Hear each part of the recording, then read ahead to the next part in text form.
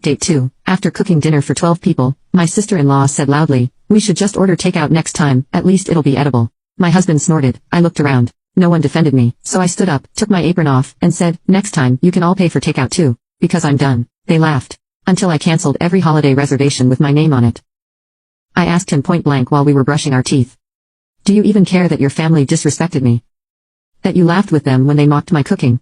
He didn't even look up from the mirror. He spit, wiped his mouth, and said, "It was a joke. You're taking it too seriously." Right then, I knew I was alone in my marriage. That stung deeper than anything Kelly ever said. I stopped showing up for things. Kelly's youngest had a birthday party in February. I didn't go. Mark went, came back with a slice of cake on a paper plate, and said, "They asked where you were." I told them you were still mad. I looked him dead in the eye and said, "No, I'm not mad. I'm finished."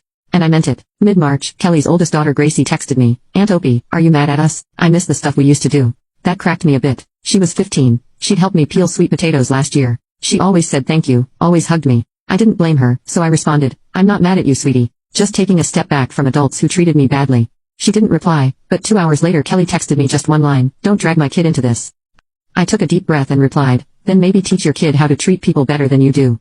She didn't answer, but she did post some vague status online about people making drama out of nothing and ruining traditions. Of course she did. April rolled in. It was close to our anniversary, 10 years. We always did something nice. Usually a weekend in Savannah or a fancy dinner downtown. This year, I said nothing. I waited to see what he would do.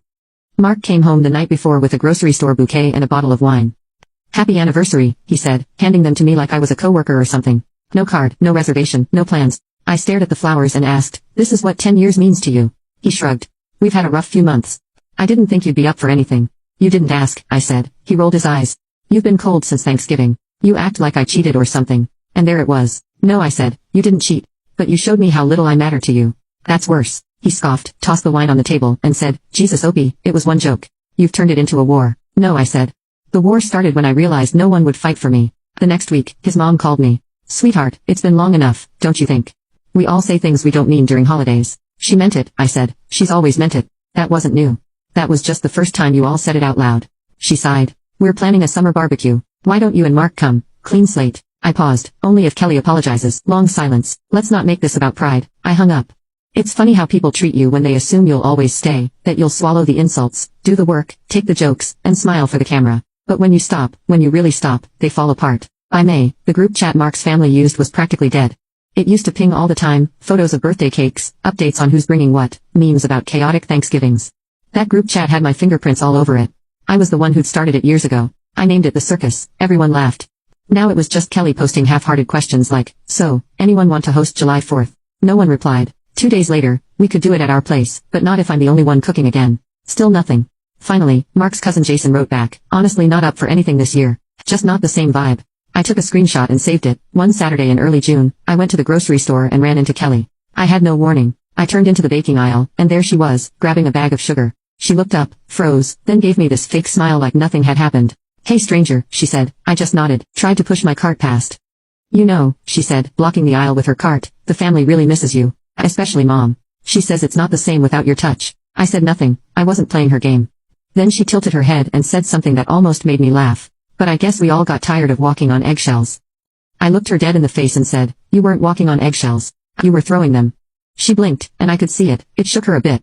"Whatever," she muttered, moving her cart. I let her walk off, but my hands were shaking. Not from fear, from rage. That she could gaslight me in a baking aisle like she hadn't started the whole mess. That night, I told Mark what happened. Not because I expected him to care, but because I wanted to see his reaction. He sighed like he was exhausted. "God, are we still on this?" That was it. No defense, no shock, no care. I asked, "Do you even know what I gave up for your family? Every holiday, every plan, every tradition, we had it because I built it. And when they mocked me, you laughed. You didn't defend me. You didn't even check on me." He looked annoyed, like I was bothering him. "So what now?" he said. "You going to hold this over everyone's head forever?" "No," I said, "I'm going to hold it over mine. And decide how much more of this I want to carry." July came. My birthday fell on a Saturday. I didn't expect a parade, but I thought maybe, Mark would plan something quiet. Something just for us. Instead, I woke up to a text from his mother. "Happy birthday. Hope Mark treats you well today." Smiley face. I laughed out loud. Now you can watch the second part by pressing share and more.